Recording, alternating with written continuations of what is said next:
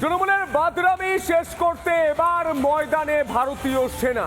তৃণমূলের অনুমতি শেষ হয়ে যাওয়ার পরেও গা জোয়ারি ভাবে তৃণমূলের ধর্ণা মঞ্চ রেখে দিয়েছিল ভারতীয় সেনার জায়গায়। এবার ভারতীয় সেনা নামলো তৃণমূলের দলীয় মঞ্চ খুলে দিতে।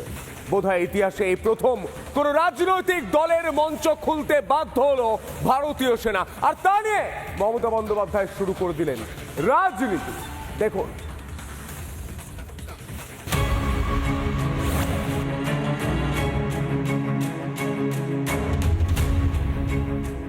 ধর্মতলায় তৃণমূলের ধর্ণা মঞ্চ প্রতিরক্ষা মন্ত্রকের জায়গায় সোমবার দুপুরে অনুমতি ছাড়া রাজনৈতিক মঞ্চ খুলতে শুরু করে সেনা।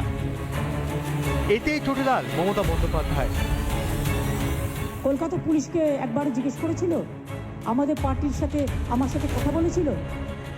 আমরা যারা পার্টির দায়িত্বে আছে কারোর সাথে কথা বলেছিল? যারা দায়িত্বে আছে, প্রোগ্রাম হলে পরের দিন সব খুলে যায় না, টাইম লাগে। আমরা স্যাটারডে সানডে করে করব।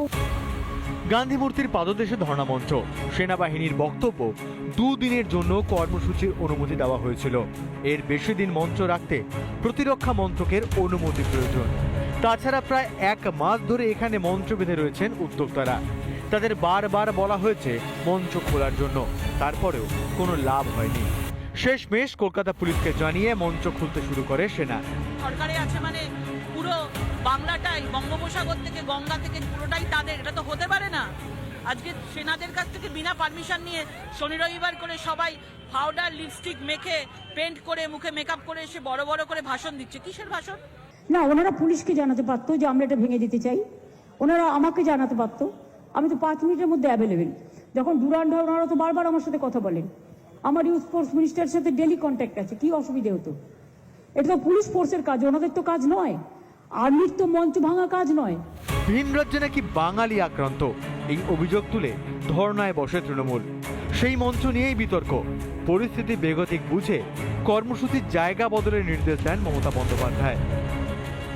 আর ভাষা সন্ত্রাসের বিরুদ্ধে আমাদের আন্দোলন চলছিল, চলবে, আরো জোরদার হবে। আমি পুলিশের কাছ থেকেও পারমিশন নিয়েছি।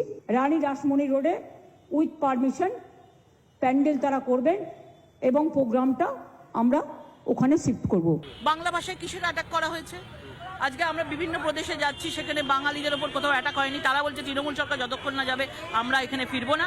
আজকে এখানে একটা ভুল ন্যারেটিভ, ফেক আন্দোলন চেষ্টা করা হয়েছে। একদমই সেনা হাতে তৃণমূল জব্দ। দুদিনের নামে 4 দিন ধরে জায়গা দখল। তাই সেনা মঞ্চ খুললেই মাননীয়ার গোসা। কিন্তু মাননীয়া, এই রাজ্যে অন্য দলকে তো সভা করতে আদালতে যেতে হয়। পুলিশ উদ্যোক্তাদের নামে মামলা করে, সেগুলো কি ভুলে গেলেন? রিপাবলিক বাংলা। নানা ধরনের কন্টেন্ট দেখার জন্য লাইক করুন, শেয়ার করুন আমাদের ফেসবুক পেজ, সাবস্ক্রাইব করুন আমাদের ইউটিউব চ্যানেল। পাশাপাশি অন্যান্য ব্রেকিং নিউজের জন্য অবশ্যই চোখ রাখুন রিপাবলিক বাংলায়।